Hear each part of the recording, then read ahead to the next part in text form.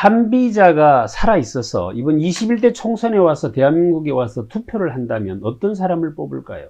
이 질문을 한번 여러분들에게 던져본다면 오늘 제 이야기를 들으시는데 매우 유용하리라고 생각을 합니다.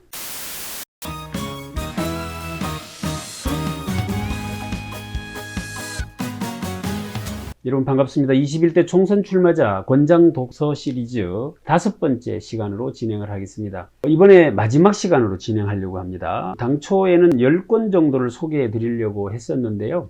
아마 굉장히 바쁘신 분들이어서 읽기가 좀 부담스럽지 않겠나라는 생각이 들어서 5권 이번 회차를 마지막으로 우리 리더분들은 이 정도 책은 좀 읽고 우리하고 공감을 같이 해주신다면 좋겠다라는 차원에서 진행을 했는데, 다시 한번 리뷰를 해보려고 치면 첫 번째 시간 탁월한 사유의 시선, 그냥 그저 그런 생각하는 사람들을 우리가 리더로 뽑고 싶은 생각은 없는 것이죠. 두 번째 패권의 비밀, 세 번째 행복에 대한 이야기였죠. 굿나이프. 그리고 네 번째 시간에 말의 품격, 그리고 이번 마지막 시간에는 한비자라고 하는 책을 가지고 여러분 같이 해보도록 하겠습니다. 한비자 잘 아시죠? 중국이라고 하는 나라를 진나라가 통일하게 되는데, 그 진나라가 중국을 통일할 때의 사상적 체계는 결국 법가 사상이었죠. 법을 통치 체제로 가지고 있는 나라가 결국에는 중국을 통일하게 되고, 그 영향력 아래서 지금 어느 나라도 할 것 없이 다 법치주의, 법치국가를 국가 운영의 틀로 현재까지도 쓰고 있는 것입니다. 그래서 그런 어떤 토대를 만든 사람 중에 한 사람이 바로 한비자, 그리고 이사, 이런 사람들이죠. 순자의 제자들입니다. 결국 우리가 국회의원을 뽑는다라고 하면 그분들은 입법을 담당하시는 분들이죠. 법을 만드시는 분들입니다. 법이라고 하는 것에 대한 접근을 어떻게 하고 계시는지 한번 우리가 미리 살펴본다면 이번 우리 리더를 선출하는 데 도움이 좀 될 것 같다라는 생각을 한 것입니다. 한비자라고 하는 책에 총 55개의 이야기가 소개되어져 나오는데요. 임금에게 진언했던 내용들이죠. 그런데 이 양반이 말이 좀 어눌었다고 합니다. 그래서 항상 글로 써서 진언을 하고 했다고 하죠. 그 중에서 5개의 이야기만 제가 추려서 여러분들에게 전달해 드리도록 하겠습니다. 첫 번째 이야기, 통솔의 지혜를 배울 수 있는 이야기인데요. 한나라의 소후가 임금입니다. 술을 한 잔 드시고는 선잠이 드는 겁니다. 여러분들도 들어 그런 경우 있죠. 낮술 한 잔씩 하고 이러면 낮잠 오고 이렇게 합니다. 그 이제 이렇게 누워서 선잠이 들었는데 그걸 주변의 신하들이 지켜보고 있을 겁니다. 그 중에 관계, 즉 임금이 쓰는 관, 이것을 담당하는 공무원이 있지 않겠습니까? 그 신하가 임금님 절에 누워 계시다가 혹시 감기라도 들면 어떡하냐 이 생각이 들어서 옷을 덮어 드립니다. 소호가 이제 잠에서 깨어서 보니 누군가가 자에게 옷을 덮어 놓은 겁니다. 그 지금 우리 상식으로 보면 감사한 일이고 고마운 일이죠. 야, 이거 누가 덮었냐, 와봐라, 포상도 하고 이렇게 해야 될 판인데, 이 양반이 갑자기 의복계를 부릅니다. 그리고 관계와 의복계는 임금이 입는 옷을 담당하는 신하죠. 이 두 사람을 불러다 앉혀놓고는 두 사람을 다 처벌을 해버립니다. 이거 이해됩니까? 그 어떤 연유로 두 사람을 처벌합니까? 포상을 해주지는 못할 망정 왜 처벌을 합니까? 라고 묻자 이렇게 대답을 하죠. 관계는 지가 할 일이 아님에도 일을 했으므로 월권 행위를 한 것이다. 의복계는 당연히 자기가 해야 될 일임에도 불구하고 일을 게을리한 것이니 두 사람 다 죄가 있다 해서 두 사람을 처벌해야 된다라고 이야기를 합니다. 굉장히 우리 지금 시사하는 바가 큰 것입니다. 우리가 보통 일을 해나가는 데 있어서 개인 대 개인이 사적인 영역에서야 정을 나누고 마음으로 대화하고 이런 것들이 얼마든지 있어야 될 일들이죠. 하지만 일을 진행해 감에 있어서도 이런 것들이 개입되어지는 일이 우리나라의 아주 고질적인 병폐로 자리 잡고 있습니다. 학연, 혈연, 지연 이런 것 따져서 조금씩 뒤로 봐주고 정관 애우해주고 이런 것들 아닙니까? 그런데 임금 옷 하나 덮어주는 것까지도 원칙에 근거해서 통솔을 했다라고 하는 것이 매우 중요하다라는 것이죠. 아시겠지만 한비자 책을 읽어보면 신하가 성과를 기준치보다 적게 달성해도 처벌을 합니다. 당연한 것이죠. 하지만 과다하게 초과 달성을 했는 경우에도 신하를 처벌하도록 되어 있습니다. 왜 그렇습니까?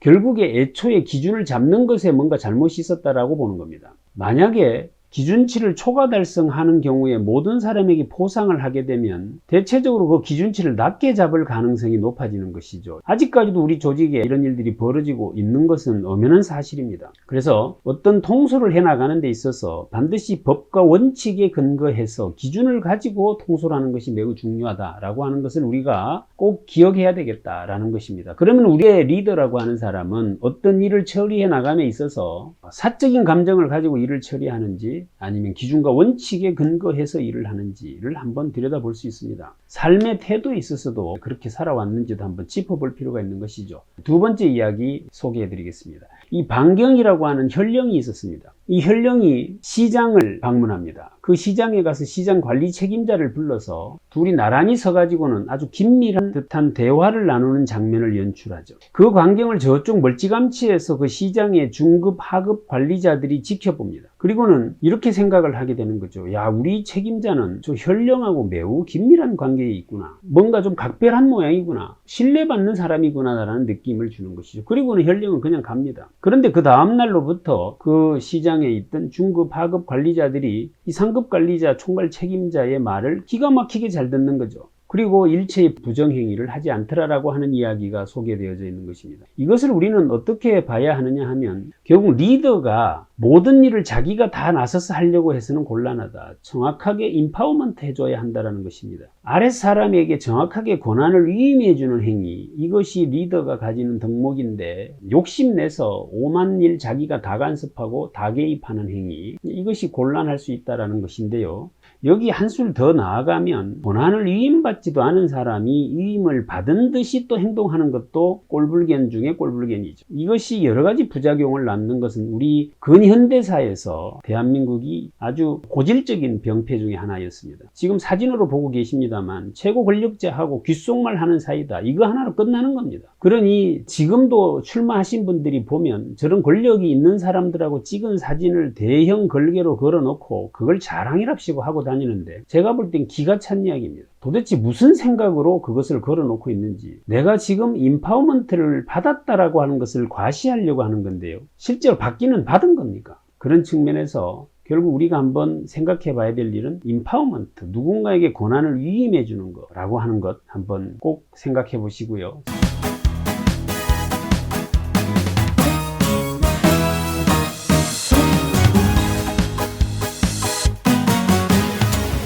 세 번째 이야기는 백마를 가려내는 이야기가 소개되어져 있는데요.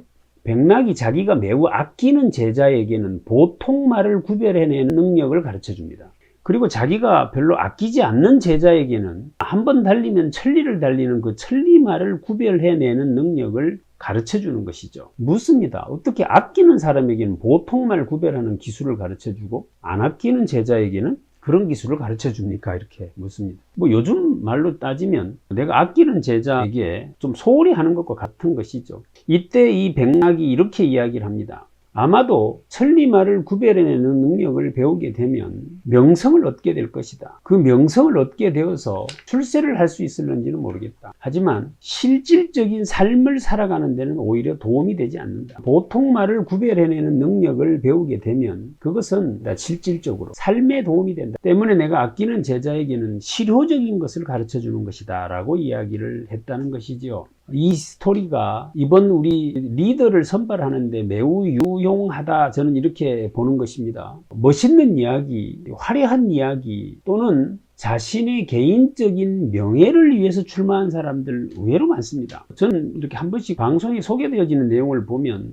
내가 앞으로 큰일 할 사람인데 그것을 위해서 한 번 더 밀어주세요, 뭐 이런 식의 이야기를 하는 사람들을 제가 곧잘 봅니다. 개인의 명예와 권력을 위해서 나를 뽑아달라는 이야기를 어떻게 할 수가 있습니까? 저는 실질적인 이야기를 해야 된다. 천리마가 중요한 것이 아니고 우리에게는 보통말이 필요한 것이죠. 밭 깔고 물건 옮기고 타고 달릴 보통말이 우리에게는 필요한 것입니다. 그 때문에 우리에게 실질적인 실효성의 이야기를 해주는 리더를 우리가 선발하는 것이 필요하지 않겠느냐, 이렇게 생각이 듭니다. 네 번째 이야기를 소개해 드리겠습니다. 제왕이 이렇게 묻습니다. 화가에게 무엇을 그리기가 가장 어려운가 이렇게 묻습니다. 개나 말 그리기가 어렵습니다. 그럼 무엇을 그리기가 제일 쉬운가? 도깨비 그리는 것이 제일 쉽습니다. 이렇게 이야기. 무슨 연유인가? 이렇게 대답을 하죠, 화공이.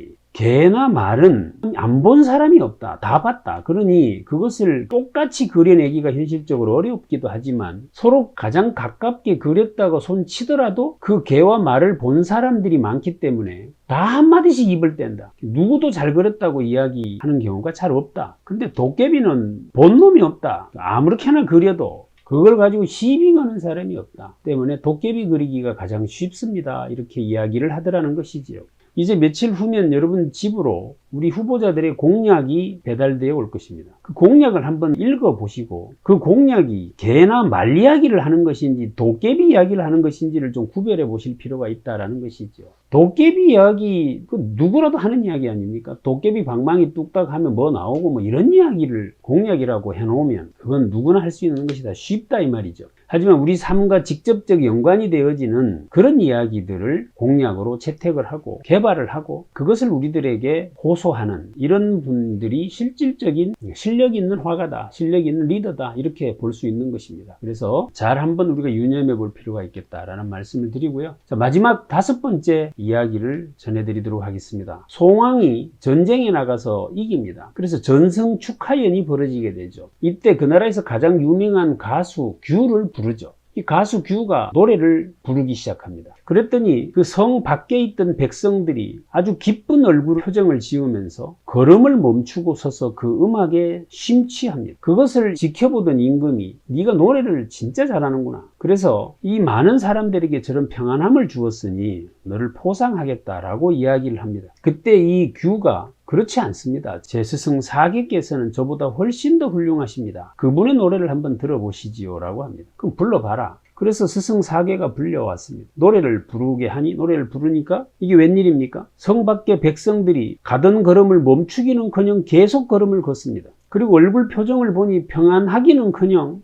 얼굴들이 다들 피곤이 역력한 겁니다. 임금이 묻습니다. 네가 부를 때는 사람들이 얼굴도 평안하고 가던 걸음도 멈추어 섰는데 어떻게 너희 스승이 노래를 부를 때는 사람들이 계속 길을 걸어가고 얼굴이 저래 피곤해 보이느냐? 그런데 어떻게 노래를 잘한다고 할 수 있느냐라고 묻습니다. 이때 가수 규가 이렇게 이야기를 합니다. 겉으로 드러난 현상 그것만 보시지 마시고 그 행위로 인해서 일어난 일의 결과치를 한번 봐주시지요. 무슨 말이냐? 지금 저 백성들이 하고 있는 일이 성을 축조하는 일입니다. 그런데 제가 노래를 부르고 있을 동안에 백성들이 쌓은 성은 40척을 쌓았습니다. 그런데 제 스승이 노래를 부르는 동안에는 성에 쌓인 높이가 80척입니다. 2배 더 많은 성이 쌓여진 것입니다. 제가 노래를 하는 동안에 쌓아놓은 성은 강도가 튼튼하기가 밀어보면 5치가 무너지는데 우리 스승께서 노래를 하는 동안에 쌓은 성은 그 무너짐이 2치밖에 되지 않습니다. 즉 강도가 훨씬 더 센 것입니다. 이것이 결국 실질적으로 일의 결과치인 것입니다 라고 이야기를 하더라는 것이죠. 이거 우리가 한번 우리의 리더를 선발하는데 매우 깊이 한번 들여다봐야 될 내용이다라는 것입니다. 화려한 이력, 화려한 경력, 중앙무대에서 날고 기던 이런 모습들, 그걸 가지고 능력이다라고 이야기를 하는 우리 후보자들 많이 계십니다. 하지만 그것이 중요한 것이 아니라 실질적으로 무엇을 해 놓았는지를 한번 들여다볼 필요가 있겠다. 실질적으로 그분이 우리에게 무엇으로 어떤 성과를 구체적으로 보여줬는지를 한번 들여다볼 필요가 있다는 것이죠. 실질적 효용이 겉으로 드러나는 것보다 훨씬 더 중요하다는 것을 우리가 생각해 보게 하는 그런 이야기였습니다. 자, 이렇게 해서 한비자에 소개되어져 있는 5개의 이야기를 통해서 우리 후보가 이런 내용들에 공감하시는 분이 선출되면 참 좋겠다라는 바람을 가지고 한번 같이 살펴보았습니다. 자, 이렇게 해서 21대 총선 출마자 필독 권장도서 시리즈 5번째 시간을 마치도록 하겠습니다. 한비자가 이번 총선에 투표를 한다면 어느 누구에게 할 것인지를 한번 생각해 보시고 그 기준을 가지고 우리도 투표에 임하신다면 훨씬 더 좋겠다라는 바람입니다. 여러분 수고 많으셨습니다. 이상 마치도록 하겠습니다. 지금까지 최병철이었습니다.